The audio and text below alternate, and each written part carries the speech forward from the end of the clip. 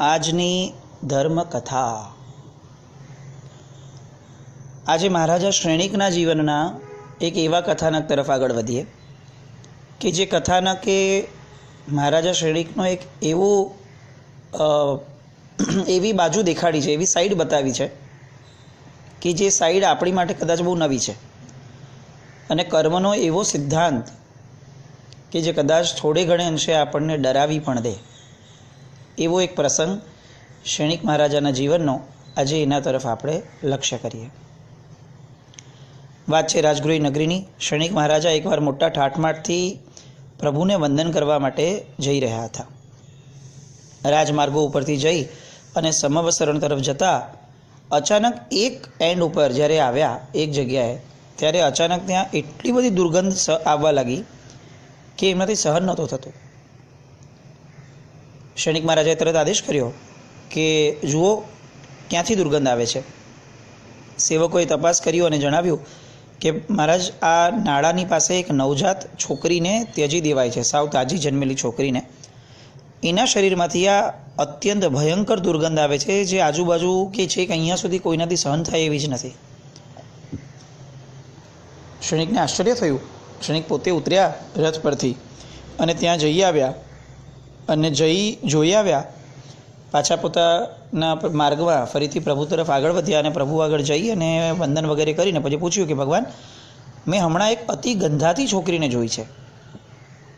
પરભવમાં એણે શું પાપ કર્યા હશે કે જન્મતા જ એને તરછોડી દેવામાં આવી, અને આટલી બધી માથું ફાટી જાય એવી ગંધ, આવું કેમ થયું? આપણને કેટલી ઈર્ષ્યા થાય શ્રેણિકની. કેટલું ઇઝી હતું એની માટે લાઈફમાં ધર્મ કરવું, પ્રસન્ન રહેવું, કારણ કે એની પાસે એની તમામ જિજ્ઞાસાઓને જવાબ આપી શકે એવા સાક્ષાત પરમાત્મા હાજર હતા. આપણને કેટલા બધા પ્રશ્નો થાય, આમ કેમ કરતા હશે, આવું કેમ થતું હશે, આ વિધિ પાછળનું રહસ્ય શું હશે, આ કેવી રીતે કરાય, આમ થાય કે નહીં, કેટલા બધા પ્રશ્નો. અને આ પ્રશ્નો ધીરે ધીરે શમી જાય, કારણ કે આપણને એવું લાગે કે આનો જવાબ ક્યાં કોઈને પૂછવા જોઈએ. યા તો આપણને સંકોચ થાય અને યા તો આપણને સંતોષ ન થાય, બેમાંથી એક થાય કંઈક પૂછ્યું હોય તો. અને આપણને એવું લાગે કે યાર હવે આ બધા સવાલો ઊભા કરીને શું મતલબ છે. ત્યારે આવા બધા લોકોની પુણ્યની સખત ઈર્ષ્યા થાય. કેવું પુણ્ય લઈને જન્મેલા કે જવાબ આપવા માટે રેડી રેકનર તરીકે ડાયરેક્ટ પરમાત્મા પોતે હતા એ લોકોને. જો કે શાસ્ત્રોનું માનીએ તો આપણે પણ આવા ઘણા બધા ભાવો કરીને આવ્યા છીએ, પણ મે બી આપણું શ્રદ્ધાન એટલું મજબૂત ન હતું. આપણને અત્યારે જેમ ગુરુ ભગવંતો ઉપર ડાઉટ જાય છે કે એમણે કીધું એ બરાબર હશે કે નહીં, શાસ્ત્ર પાઠ સાથે માંગીએ, ઘણી બધી વસ્તુ કરીએ, એમ કદાચ આપણે ભગવાન ઉપર પણ એ ટાઈમે ડાઉટ કર્યા હશે કે હવે ભગવાન તો બોલે પણ એવું કંઈ થોડી હોય કાંઈ. શ્રેણિકે અહીંયા પૂછ્યું અને તરત જ એને પરમાત્માએ જવાબ આપ્યો કે રાજાની અહીંયા નજીકમાં વાણિજ્ય ગ્રામ નામનું એક ગામ છે. ત્યાં ધનમિત્ર નામનો શેઠ રહેતો હતો ને એને ધનશ્રી નામની એક છોકરી હતી. એનો પોતાનો લગ્નનો પ્રસંગ હતો અને લગ્નની બધી તૈયારીઓ ચાલતી હતી. એમાં અચાનક એક મુનિરાજ એમના ઘરે બોરવા પધાર્યા. એટલે શેઠે દીકરીને કીધું કે જો આટલો સરસ અવસર છે, સુપાત્રદાનનો આવડો મોટો લાભ મળે છે, સાહેબ પોતે પધાર્યા છે, તો આવ બેટા, તું સાહેબને બોરાવવા માટે આગળ આવ. હવે ધનશ્રીએ ત્યારે એકદમ નાહી ધોઈને સરસ કપડાં પહેરી અને બધા પરફ્યુમ જેવું સુગંધી પદાર્થો એને બધા લગાડી દીધા હતા. એને અંગ ઉપર બધા ચંદન વગેરેના વિલેપન પણ કર્યા હતા, જેની મહેક બહુ જ મોટી, બહુ જ એમ વિશાળ રીતે આવી રહી હતી. હવે મહારાજને બોરાવવા માટે રસોડામાં ગઈ. મહાત્માના કપડાં તો મેલા, પરસેવાવાળા, અને શરીરમાંથી એને દુર્ગંધ આવવા લાગી, કારણ કે એને જે વધારે પડતી સુગંધ લગાડેલી, એ સુગંધોના કારણે હવે એને મુનિરાજના દેહમાંથી આવતી જે છે ઓરા, એને દુર્ગંધ લાગવા લાગી. યુવાન અવસ્થા, લગ્નનો દિવસ, એટલે શરીર કરતાં વધારે માથું છકી ગયું હોય, અને એના કારણે આવો બધો વિચાર બહુ લાંબો ચાલ્યો અને એ હદ સુધીના વિચાર પર પહોંચી ગઈ કે આ મુનિ કેવા ગંદા છે, કેટલી વાસ મારે છે. શરીર અને કપડાને આ બધું ચોખ્ખું રાખતા હોય તો આ જો હું કેટલી સુંદર તૈયાર થઈ છું, આટલી સરસ મારો પ્રસંગ, આટલો સરસ, હું પોતે આટલી સરસ તૈયાર થયેલી, આટલું વાતાવરણ મગમગાઈને થતું છે અમારા ઘરનું, અને આ મહારાજે આવી અને એમની દુર્ગંધથી બધું બગાડી દીધું.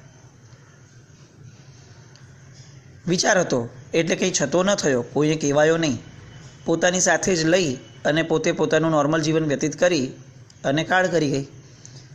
પણ કોઈ પણ વિચાર, માનસિક વિચાર પણ એ આપણા પોતાના આત્માથી તો છુપાતો છે નહીં, કર્મસત્તાથી તો છુપાતું છે નહીં, અને એટલે એનું ફળ તો એને નિશ્ચિતપણે મળે જ. અને એટલે આલોચના કર્યા વગર મૃત્યુ પામી. એના કારણે અત્યારે આ નગરની એક ગણિકાની કુક્ષીએ એ ગર્ભમાં આવી, અને ગર્ભમાં આવી અને ગણિકાએ બહુ જ પ્રયત્નો કર્યા કે ગર્ભપાત થઈ જાય, પણ છેવટે ન થયો, કારણ કે આનું કર્મ બહુ જ પ્રબળ હતું.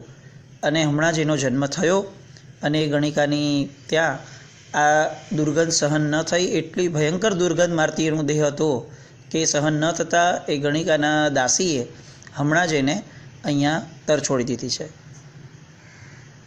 વિચારણા કેટલી ક્ષણોની, અને ફળ કેટલું મોટું.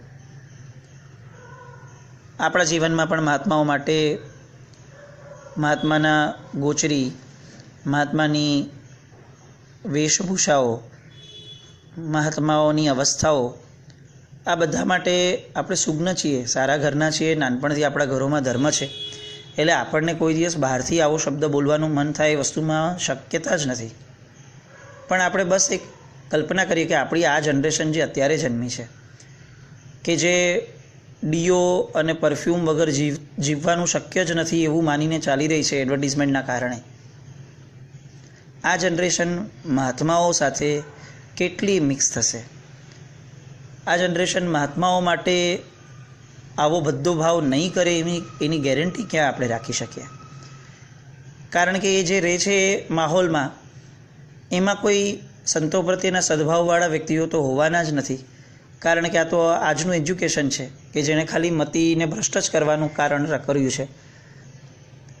તો એ બધા જ લોકો, આપણી જનરેશન, આપણા ઘરના દીકરાઓના મગજમાં આ મહાત્માઓ પ્રત્યે આવા બધા વિચારો, આવા શબ્દો એ નહીં ઘૂસેડે.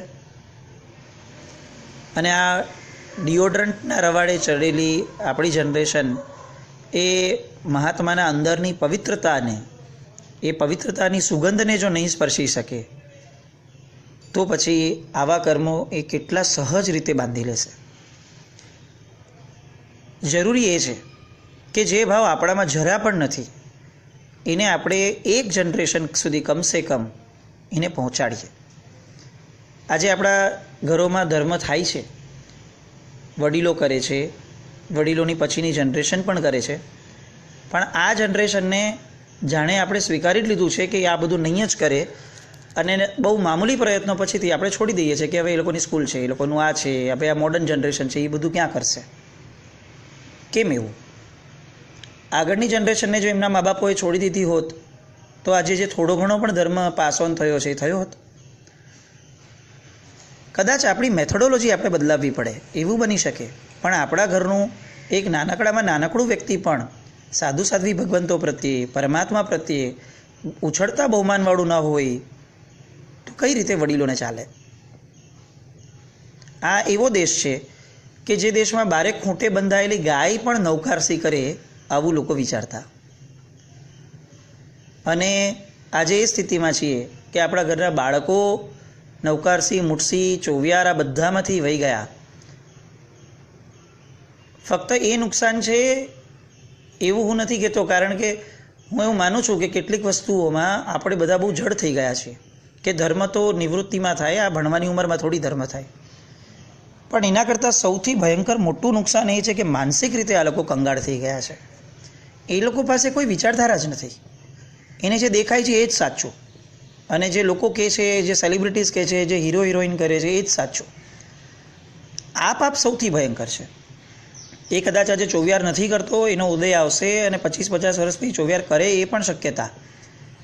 પણ એના મનમાં જે પક્ષપાત ભરાઈ ગયો છે વિરોધનો, ધર્મ પ્રત્યેનો, ધર્મના તત્વો પ્રત્યેનો, એ તો એનો આ ભાવ નહીં, ભવાંતર નહીં, કદાચ આખી ને આખી ભવ પરંપરાની હાલત ખરાબ કરી દેશે. એની માટે વડીલોએ રોજ ધર્મચર્ચા કરવા માટે બેસવું જોઈએ. જરૂરી નથી કે આપણે વાર્તાઓ કરીએ કે ટોકીએ. ધર્મચર્ચા એટલે કર્તવ્યોની ચર્ચા. એને પૂછીએ કે તારા જીવનમાં શું ચાલે છે, તારા ફ્રેન્ડ્સ બધા કેમ છે, કેવા છે, તને જીવનમાં આનંદ છે, ક્યાં અટકે છે. આને આપણે ધર્મચર્ચા નહીં કહીએ? કોઈક પોતાનું મન હળવું કરે એ ધર્મ નથી? દરેક જગ્યાએ આપણે એવી રીતે જ ધર્મ લાવશું કે જેમાં ધર્મ ક્રિયાઓની જ વાત થાય, તો આ જનરેશન કે જેની માટે હજી તો એ લેવલ બહુ દૂર છે, એ તો કંટાળી જ જશે. તો આવી ચર્ચાઓ થાય, આવા વિચારો એમના સુધી પાસ ઓન થાય. સારા સારા એક્ઝામ્પલ્સ એને જરા પણ ટોક્યા વગર, એની જરા પણ પ્રેરણાની વાત કર્યા વગર એની સાથે ખાલી શેર થાય કે જો આ મહાત્માઓ આવું કર્યું, આ મહાત્માએ આમ કર્યું. આવા કથાનકો કંઈક શેર થાય અને ધીરે ધીરે એ પોતે એમાંથી બોધ લે. કારણ કે આપણી બોધ આપવાની પેટર્ન એટલી ડેન્જરસ હોય છે ઘણીવાર વડીલોની, કે ઓલાને બોધ લેવો હોય તો પણ એને ઘણીવાર મન નથી થતું. પણ આવું નહીં થતું રહે તો આ જે દુર્ગંધા તરીકે જે જન્મ્યા આગળના ધનશ્રીનો જીવ, એ તરીકે આજની જનરેશનનું ભવાંતર બહુ સુલભ થઈ જશે એવી રીતે જન્મવું. હવે આ દુર્ગંધા અહીંયા જન્મી. શ્રેણિક મહારાજાએ પૂછ્યું કે પ્રભુ એનું હવે ભવિષ્ય શું આવી રીતે જ જીવશે? તો કે ના, એનું કર્મ થોડાક જ દિવસોમાં હમણાં પૂરું થઈ જશે અને ત્યારબાદ એના શરીરની આ દુર્ગંધ નીકળી જશે. અને શ્રેણિક તે પૂછ્યું છે એટલે હું તને કહું છું કે આ જ છોકરી સાથે ભવિષ્યમાં તારા લગ્ન થશે અને તારા ખભા ઉપર આ છોકરી નાચશે. શ્રેણિકને બહુ આશ્ચર્ય થયું કે ક્યાં મારી ઉંમર અત્યારે, હજી તો આ બાળકી તરીકે જન્મી છે, કેવી રીતે આવું શક્ય છે? અને છતાં પણ વિસ્મિત થયેલો શ્રેણિક કેટલાક વિચારણાઓ કરીને છેવટે મહેલ તરફ આવ્યા અને પોતાની રીતે પોતાનો કાળ વિતાવવા લાગ્યા. હવે આ છોકરી જ્યાં પડી હતી ત્યાં થોડાક વખતમાં એક ગોવાળણ આવી. હવે દુર્ગંધાની દુર્ગંધ નાશ પામતી જતી હતી. એટલી બધી દુર્ગંધ નહોતી કારણ કે કર્મ ધીરે ધીરે ખતમ થતું હતું. એટલે એને બાળકીને જોઈ અને ગોવાળણ એને ઘરે લઈ આવી, પાળી પોષી મોટી કરી. એનું રૂપ અને લાવણ્ય એકદમ ખીલવા લાગ્યું અને યૌવન બહુ સારું હતું કારણ કે એને સુપાત્રદાન તો કર્યું જ હતું. મનમાં દુર્ભાવ કર્યો તો આ એનું પાપ હતું, પણ સુપાત્રદાનનું પુણ્ય તો ઊભું જ હતું. હવે એકવાર વર્ષો પછી કૌમુદી મહોત્સવ થયો નગરની અંદર. રાજા અને પ્રજા બધા ભેગા થયા હતા. અભયકુમાર વગેરે બધા જ ભેગા થઈ અને આ ક્રીડાઓ બધા આખા નગરજનો કરતા એ જોતા એમાં અચાનક શ્રેણિકની નજર આ કન્યા પર પડી અને પ્રભુએ જે કીધેલું એ રીતે શ્રેણિકનું એ કર્મ એને અત્યારે ઉદયમાં આવ્યું. એ કન્યાને જોઈને એ મોહાયો. રાજા છે, અપ્રોક્સિમેટલી 65ની આસપાસની ઉંમર હશે કદાચ, અને 12, 15, 16 વર્ષની કન્યા, અને એને જોઈને એને મોહ ઉત્પન્ન થયો. એ પણ કયા જીવને? શ્રેણિકને, ક્ષાયિક સંકિતી જીવને. પણ કર્મનો ઉદય છે અને નિકાચિત કર્મનો જાણે ઉદય હશે, કારણ કે શ્રેણિકે પોતાની સેલ્ફને બહુ જ રોકી અને બહુ જ બધા દિવસો સુધી એણે આ વિચારને એને જરા પણ આગળ ન વધવા દીધો. પણ અંતે થયું એવું કે એ એના વગર રહી શકે એમ નહોતા અને અભયકુમાર દ્વારા એમણે આ એક યુક્તિ કરી અને આ છોકરી સાથે પરણ્યા. હવે છોકરીની તો ઉંમર નાની છે, પણ વાલી બહુ, એટલે પટરાણી તરીકે ધીરે ધીરે સ્થાપિત થઈ ગઈ. અને એકવાર એ લોકો સોગટાબાજી રમતા હતા. રમતમાં એવી શરત થઈ ગયેલી હતી કે જે હારે એ જીતનારના ખભે બેસશે. અને આ બાજીમાં રાજા પોતે જ હાર્યા. રાણીને એવો વિચાર પણ ન આવ્યો કે હું રાજાના ખભા પર જઈને બેસીશ, કારણ કે ગણિકાના કુળમાં જન્મી છે. આપણે આની આગળ પણ લીધું છે કે કુળના ડીએનએમાં કેટલીક વ્યક્તિત્વની છાંટો એ હંમેશા આવી જ જાય, કારણ કે એમાં એનો વાંક નથી. એ એના પૂર્વકર્મથી નિર્ધારિત થયેલું આ એક એલિમેન્ટ છે કે જે આ રહેવાનું જ છે કુદરતી રીતે. અને મગધના સમ્રાટ એના ખભા ઉપર બેસી અને દુર્ગંધા પોતે નાચી બેઠી અને નૃત્ય કર્યું. રાજાને આ દ્રશ્ય ઉપસ્થિત થતાં અચાનક વર્ષો પહેલાં થયેલી પ્રભુની વાત યાદ આવી અને રાજા જરાક હસ્યા. રાણીએ જોયું અને પૂછ્યું કે શા માટે હસ્યા? અને ત્યારે શ્રેણિકે આખું ચરિત્ર કીધું કે તમારા જીવનમાં આવું આવું થયું હતું અને મને અત્યારે પ્રભુએ કીધેલી વાત યાદ આવી અને એ સત્ય થતી દેખાય છે કે તમે આ એ જ હશો. દુર્ગંધાને તો અત્યંત ઝટકો લાગ્યો અને પોતાને જાતિસ્મરણ જ્ઞાન થયું. જાતિસ્મરણ જ્ઞાન થતાં જ એને વૈરાગ્ય પ્રગટ થયો કે મેં જે સાધુ ભગવાન અને ચારિત્ર ધર્મની જે મેં સ્ખલના કરી હતી એ ચારિત્ર ધર્મ એ જ તરણ તારણ છે અને એ જ વૈરાગ્યની ધારામાં આગળ વધી અને એને દીક્ષાનો ભાવ થયો. શ્રેણિકને તો આમ પણ નિયમ પણ હતો અને ક્ષાયિક સંકિતના ધણી છે એટલે કોઈ પ્રશ્ન જ નથી કે કોઈને રોકશે અને બહુ જ ઉત્સાહપૂર્વક એમણે પણ અનુમતિ આપી અને અનન્ય ઉમંગ ઉલ્લાસથી આ દુર્ગંધાએ પરમાત્મા પાસે ચારિત્ર લીધું અને ચારિત્ર લઈ સુકૃતો સાધી અને સદગતિએ ગયા. ચરિત્ર અહીંયા પૂરું થાય છે પણ આપણે કેટલીક વસ્તુઓના પ્રશ્નો આપણી માટે છોડીને જાય છે. નંબર 1, સાધુ સાધ્વીજી ભગવાન માટે એક જ વાર મનમાં કરેલો ભાવ, કોઈને કીધું નથી, અને એનું ફળ શું? મહાત્મા પ્રત્યેનો અભાવ દુર્ભાવ એ ભૂલથી પણ સ્પર્શી જાય છે, અજ્ઞાનથી કે ભૂલથી પણ, તો પણ એનું જ્યારે ફળ આપે છે ત્યારે કેટલું ભયંકર હોય છે.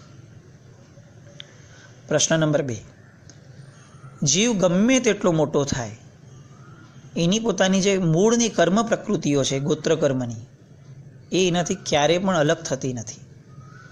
તો પછી આપણે કયા બેઝ ઉપર આપણા બાળકોને ગમે તેવા કુળમાં જન્મેલા લોકોની સાથે વધુ પડતા વ્યવહારની અંદર છૂટ આપીએ છીએ? પ્રેક્ટિકલી આપણે પણ સમજીએ છીએ કે આપણે જ્યાં રહ્યા છે ત્યાં બધાની સાથે હળીમળીને રહેવું એ જ ઇષ્ટ હોય છે અને એમાં કરવામાં કશો વાંધો નથી, પણ વધુ પડતા વ્યવહાર, જે ઘરોની અંદર નોનવેજ ચાલતું હોય એ ઘરોમાં આપણો બાળક જાય અને એમને ત્યાં જઈ અને ભલે વેજીટેરિયન ખાય પણ એ જ પાત્રોમાં ખાય. જે હોટલોમાં વેજ નોનવેજ બંને સર્વ થતા હોય, જ્યાં કયા કયા કુળના લોકો આવી અને જમી ગયા હોય જે પાત્રોમાં, જે વાસણોમાં, એ જ વાસણને આપણે પોતે વેજીટેરિયન વસ્તુ માટે પણ વાપરીએ તો પણ શું એ ચાલે? આપણી આજુબાજુમાં જે વ્યક્તિઓ છે એ કયા કુળના છે, કયા ગોત્રના છે, હું ભેદની વાત નથી કરતો. અને એક અપેક્ષાએ વિચારીએ તો આ સમાનતા નામનો જે શબ્દ આપણને પકડાવ્યો છે ને એ એક બહુ મોટું ભ્રમ ઊભો કર્યો છે. આ કુદરતની અંદર ક્યારેય કોઈ બે વ્યક્તિ સમાન હોઈ જ ન શકે, બે જૈન પણ સમાન ન હોઈ શકે. એટલે આ સમાનતાની વસ્તુનો તો કોઈ અર્થ જ નથી, પણ ભેદભાવ માટે નહીં, એક ક્લેરિટી માટે કે સંસ્કારો બગડે નહીં, એટલે આપણે એક મર્યાદાની અંદર રહીને વ્યવહાર કરવો. એની હારે ભેદભાવ રાખવો, અછૂત ગણવું, પછાત ગણવું એ તો કોઈ વિકલ્પમાં પણ નથી, કારણ કે આ મૈત્રીભાવનું શાસન છે. પણ સંસ્કારોના રક્ષણ માટે આપણે ક્યાં કેટલું કોને આગળ વધવા દેવું એના વિચારણામાં આગળ વધવું જ પડશે આ જનરેશન માટે, કારણ કે આપણે ઓલરેડી અત્યારે જ આ ઘણા બધા ફળો જોઈ રહ્યા છે. પ્રશ્ન નંબર 3, શ્રેણિક મહારાજાને ક્ષાયિક સંકિત હોવા છતાં પણ આ ઉંમરે લગ્નનો વિચાર આવ્યો કર્મના ઉદયે અને એમણે પરણવાનું થયું. એ તો ક્ષાયિક સંકિતી હતા અને પોતાના આ અવિરતિ નામના કર્મમાંથી પોતે મુક્ત થઈ અને સરસ મજાના વૈરાગી થયા પછી એને રજા પણ આપી. આપણું શું? આપણું વૃદ્ધત્વ અત્યારે કઈ દિશામાં છે? આપણા વડીલો મેક્સિમમ ટાઈમ વડીલો જો ટીવી જોતા હોય છે, છાપું વાંચતા હોય છે, તો પછી આ વિકારો માટેની કેટલી બધી ઓપન કેટેગરી ઊભી હોય છે. હું ફક્ત વડીલોની જ વાત કરું છું એવું પણ નથી, આ આપણા બધા માટે છે, પણ સ્પેસિફિકલી વડીલો માટે એટલા માટે આ વિચાર આવે છે કે એ લોકો પાસે જો કોઈ સાધન નહીં હોય, જો બીજું કોઈ સોર્સ નહીં હોય સમય પસાર કરવાનો, શુભનું નિમિત્ત નહીં હોય, તો અશુભ તો એમને ફટાકથી ખીચી લેશે. સંઘ, શાસન આ બધા ઊભા થઈ અને આ વૃદ્ધ વ્યક્તિઓ કે જે નિવૃત્ત છે એ લોકો માટેની કોઈક સરસ મજાની એક વ્યવસ્થા, એ લોકોને આલંબન મળે, એ લોકો ઘરે બેસીને સમાજને ઉપયોગી થઈ શકે. કારણ કે બધા જ સામાયિક ઔષધમાં જોડાશે જ એવી ગેરંટી ન લઈ શકાય, કારણ કે જે જીવનમાં સેવ્યું છે એ જ પાછલી ઉંમરે યાદ આવવાનું છે. પણ આપણે આવો પણ એક વિચાર કરીએ કે આ બધા લોકો સમાજ ઉપયોગી થાય એમાં એમને પણ ભલાઈનું કામ છે, કારણ કે એમનું મન શુભમાં વ્યસ્ત રહે છે. તો આવી કોઈક વ્યવસ્થાઓ આપણે ત્યાં પણ જન્મે અને આપણા જીવનની અંદર સાધુજી ભગવંતોનું ચારિત્ર જીવનનું આ બધાનું અમાપ બહુમાન પ્રગટે અને દુર્ગંધા જેવા ભવો આપણે ક્યારેય કરવા ન પડે. જે એને મહાત્માની સ્ખલના વગેરે કર્યા તે એવા દોષો આપણા જીવનમાં ન આવે અને કદાચ સેવાઈ ગયા છે એવા દોષો તો આલોચના લીધા વગર ન મરીએ. આવો નિર્ણય લઈ અને દુર્ગંધા સૈનિક અને પરમાત્માના ચરિત્રને આપણે બહુ જ ઊંડાણપૂર્વક વિચારી અને એ દિશામાં આપણે આપણી સ્થિતિને નક્કી કરીએ. પ્રણામ.